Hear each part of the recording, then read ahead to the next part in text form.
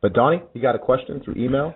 I do. I have a different question, and I'm gonna take advantage of Coach being here to help me answer this question.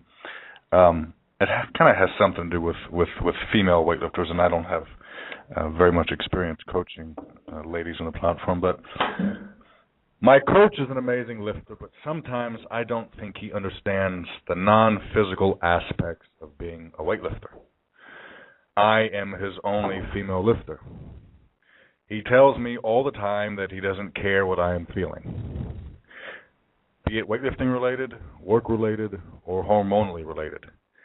He has said he only cares about my lifting in the gym and that my feelings shouldn't have any effect over my lifts or my mind. It makes me feel unsupported, isolated, and wrong for being who I am. Emotions are a huge part for me as a woman, and yes, some days they do affect my training a bit, but I'm only human. It's difficult to always turn off an essential part of me. I don't think it's how women were made. Am I rectified at merely wanting some understanding from my coach? I'm going to go ahead and say real quick, I like that you have emotions as a weightlifter. John is also filled with emotions when he lifts. I have a little bit of trouble there. Sometimes it takes me a while to get my emotions going. I'm kind of a little dead sometimes when I should wake up. So I like that. I'm going to have Coach Bentley answer this question because I think he probably will have more experience than I do. Well, what I'm going to say is I don't think this is a question that a person can give a definitive answer to. However, I think without knowing you, without knowing who's coaching you and knowing any of the details of the situation, I think one of the things that your coach is saying is he's maybe articulating an ideal world. And ideally, our problems, negative emotions, hormonal things, whatever, going to affect your lifting? No. Ideally, no. Ideally, you should be able to shut all that out and just lift. Is that realistic? No, it's not realistic. But that doesn't mean that the attempt to do that isn't there.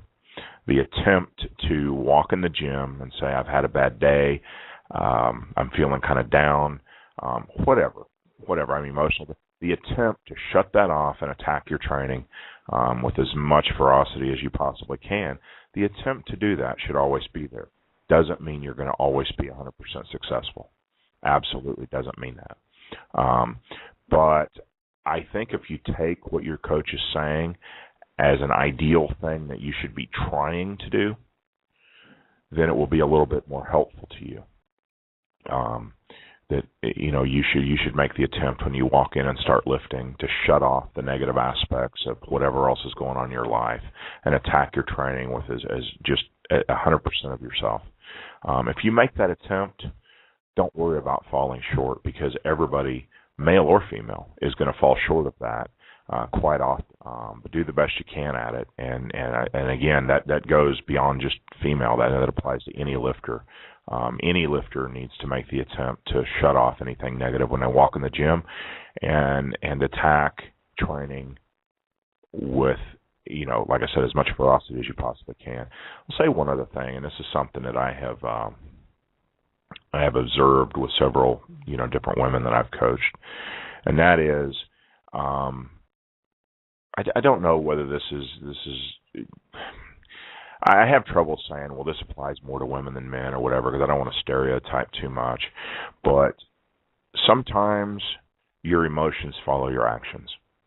And if you walk into the gym and you've had a bad day and your emotions are a little bit out of control, it's like the saying, it's hard to be unhappy when you put a smile on your face. Sometimes the emotion and the mental aspect of what's going on follows the physical. And I really want to address this to both men and women. I don't necessarily think this is just directed at women, or it should be just directed at women. But sometimes, no matter what's going on in your mind, what's going on in your heart, what's going on in your emotions, if you can walk in the gym and act outwardly like you're having a good day, like you're going to make a PR, like you're going to kick the crap out of that workout. Even if you don't believe it in your heart, if you can make your outward actions, your facial expressions, and your body language match that attitude for 5 or 10 minutes, sometimes you will be surprised at how much your mind and your emotions will follow the physical lead that your body provides. I knew you would answer that well, Coach, and I couldn't agree more. When I read that question, I don't know why. I'm not going to say the person's name because I think it's a private question, but I don't know why you gender specified it, because both men and women deal with emotion, like Coach said, and I like what you said there. If you put a smile on your face, it's hard to be unhappy. I was actually smiling. He said that just to test it out, But it's absolutely true. And I love using the training to fix everything. The training by itself, I've noticed as an athlete, if you rely on the training and you pay attention to the training just doesn't fix technique. It just doesn't make you stronger, but it makes your mind stronger as well. One of the things I wrote about that kind of relates to this is when I wrote that chapter 2, the 10 commands a weightlifter should think about and the 10 corresponding virtues to each one of those commands. The first command, the make ready command, is when you drop the hips low, you set the back tight, you prepare. The virtue that corresponded to that, and this is why I'm using training as an example, because if you go through these motions physically with your body every day, you'll start to think differently every day, and that was acceptance. Whenever I approach the ball, and I drop my hips and I set my back, at that split-second moment, I let everything else go, and I accept what I have to do now. At that moment, the only thing that matters at that point in time is lifting this weight, and I practice it every day. So once I drop my hips, that once I make my back straight, and once I've committed myself to lifting that ball, I let everything else go. Emotions don't guide my actions anymore, but they help me at that moment. I become a ball of power, ball of explosion, ready to burst. So it's not gender specified. It was a great question. It was a different question. Thank you for that question. I hope we answered it. I think Coach has one more thing to say. Well, I wanted to go something that's related, and I think that it's something that probably John will have something to say about. This is not specific to the question, but again, it's related to it, and that is managing your emotions and managing, I guess the best word for it would just be the hills and valleys of your emotions over the days and the months and the years. One thing that I've observed over, coaching different athletes for extended periods of times is that a lot of the times the people who are the most successful are the ones who are most able to manage their emotions and most able to pick themselves up a little bit when they're really either down or pissed off, and the most able to rein themselves in a little bit when they're overboard with excitement or expectations. And I think that's a huge part of being successful. Probably this applies to more than just weightlifting and sports in general, life, whatever, but longevity.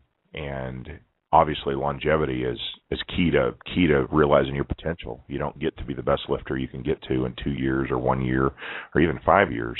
It takes a decade. And the only people that are going to be successful at that are the people that are able to manage the emotional content of their lives in order to keep them on the right track. That's manage your expectations, manage your level of satisfaction with what you've done, manage your goals, manage all those things. That's a big part of the way that you emotionally approach training, and it's absolutely necessary. And some lifters have a real problem with that. Some lifters have a problem being too negative.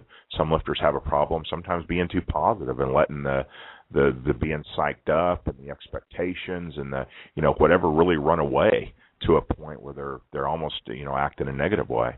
But your lifters that you see who come back year after year and really live up to their potential, really end up walking away from the sport being able to say, I did everything I could do, whether it was 10 national championships or a place on the Olympic team, or whether it was just eventually qualifying for nationals, maybe for someone who had a little less innate talent.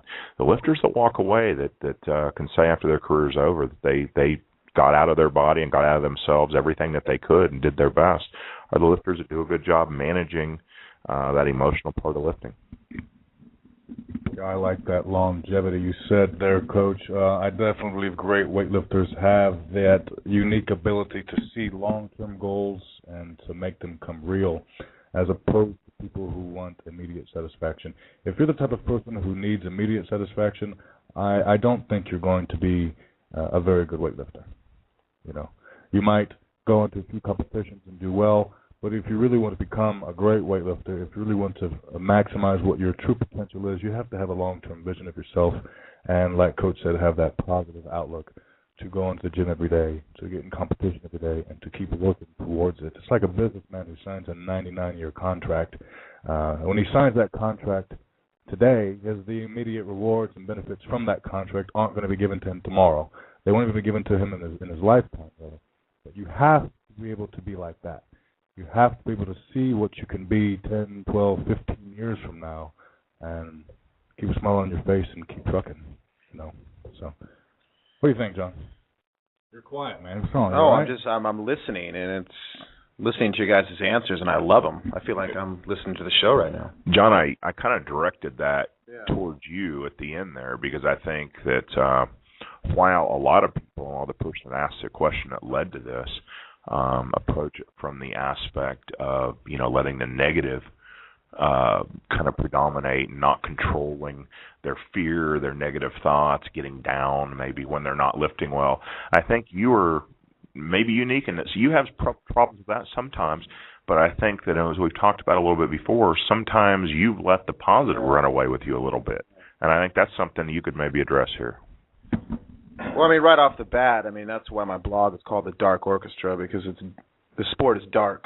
And, you know, training every day like this is dark. It's depressing. It's an awful sport. And I guess, you know, I've pretty much surrendered to weightlifting is the best way I can say it. I've laid my sword down. I tried to figure the sport out for so many years. I've tried to fight it. I've tried to control this sport over so many years, and it didn't get me anywhere. So what I did is that I surrendered. I'm a weightlifter. I'm going to live in pain. I'm going to have to go through all these emotions, and there's no stopping it. The minute you try to figure this sport out is the minute you're going to go crazy. So now I lift numb. I walk in every single day, and like Donny says, I react. And I think that's what you need to do, is I think you just need to lay your sword down and just train. Go under the lift, like James Mosier. You know, just say fuck it and go under and see what happens. And Coach says, you know, he had a good point. I've gone into meets psyched up. You know, in meets and in training, I've trained with positive attitude and in a good mood, and I've hit great numbers. But at the same time, I have trained mad. I've trained upset before, and I still hit good numbers. You know, it's two different types of training. But again, and vice versa. I've trained happy and mad, and I've done bad. So that's why I said earlier that it's almost impossible to answer this question, because it seems like no matter what you do, somehow weightlifting will drag a fucking knife in your back. Yeah, you'll have good days, but there's way more bad days than good. You know, I come into the sport depressed and upset many times because not even really has to do anything about weightlifting, and just about my life in general. You know, about my father, about my drug addiction, about, you know, fighting and battling alcohol and so forth. You know, my past demons that I still fight with today. And learning how to channel that negativity and that dark feeling you have in your heart, and learning how to put it into the weight is what I think Coach means by learning how to take your emotions and using it to your advantage. And I think that that's what I'm starting to figure out, is how to take it. You know, I stopped going in trying to trick myself. I go in with the emotion that I have. And even though I agree with Glenn, you got to come in positive, you got to just kind of try to put yourself in a good mood. You know, there are days where, you know, as hard as you try, it's just not going to get the job done. In the back of your head and in your gut, you're going to be upset and depressed about something that's going on in your life. So what I've done is, yes, I turn the techno music on. Yes, I drink coffee and I give my teammates and my coach a high five, and I'm energetic. But the depression and the madness that I have boiling in my blood, I've learned how to try to direct that into the weight and go, you know what? It's like I tweeted the other day. You know, being upset and mad in a bad mood is healthy. Everybody's going to do it. There's no stopping it. And I think it's just part of being a weightlifter. It's an awful sport. And, you know, when you're in a sport where there's more bad days than good, that's really going to take a toll mentally and physically. So I don't know, Coach, if I answered that properly or not. Well, I mean, there's no right or wrong answer. I mean, what I was getting, I think, at a little bit more so is just that you're an emotional guy, and you, more than most people, you know, have high highs and low lows.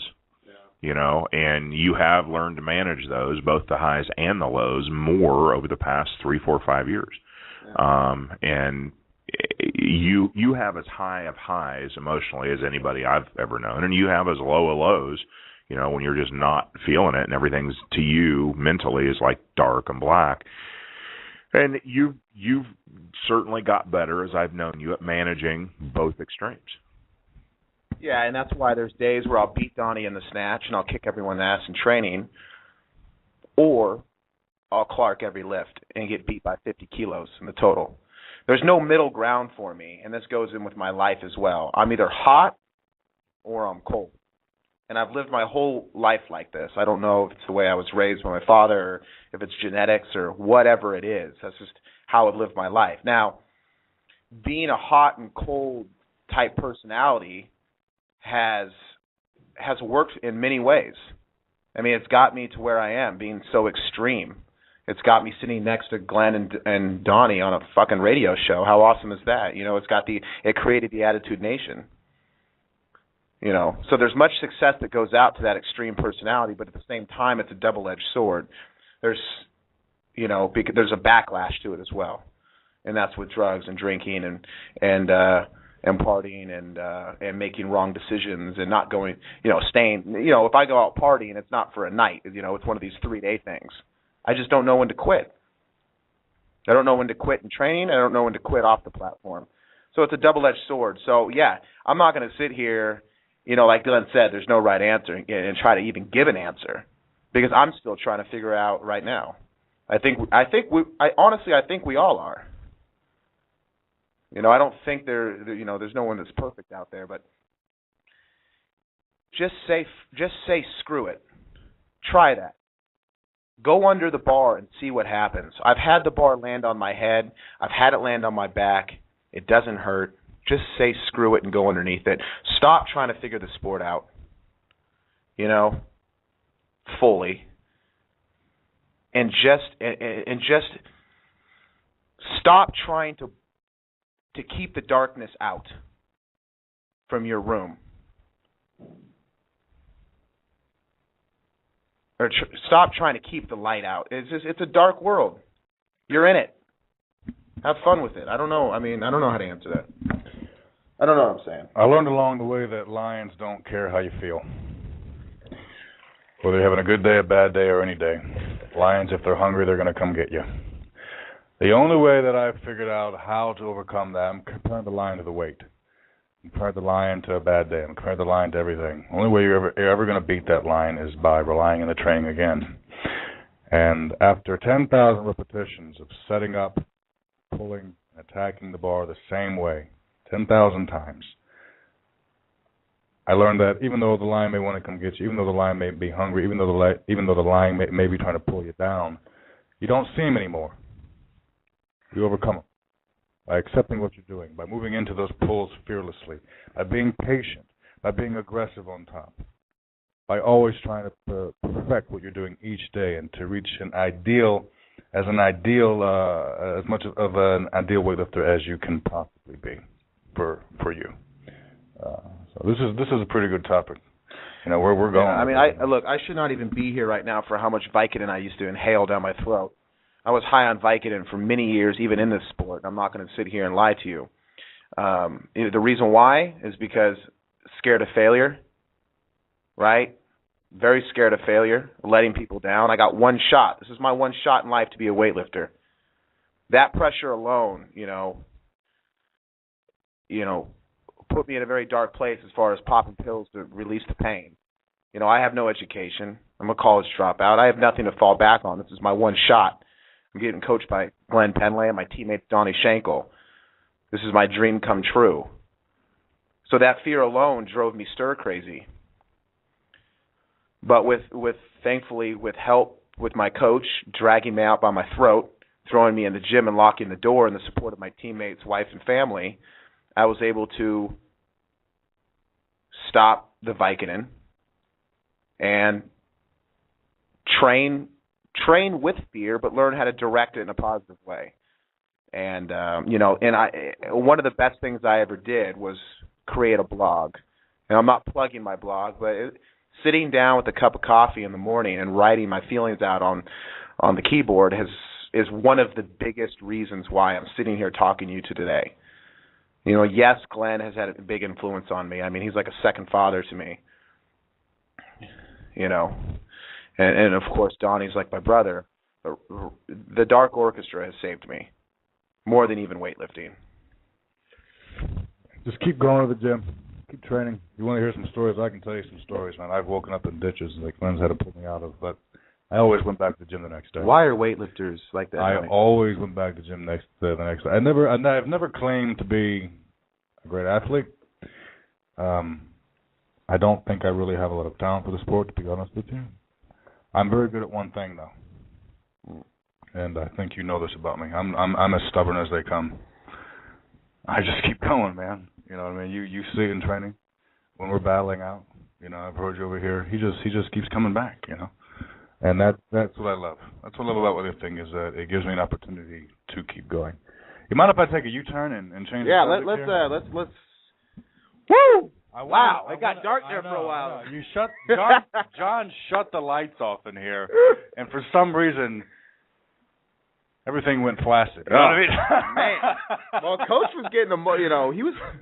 I was excited. Coach was getting deep over there. I was rock, baby. I was rock. I don't even know what the hell I just said. I was rock, full mass, and then John to the lights off. Was I talking about Vicodin? I started hearing violins. Oh my God! Did you hear violins? I got into the depressed mode, man.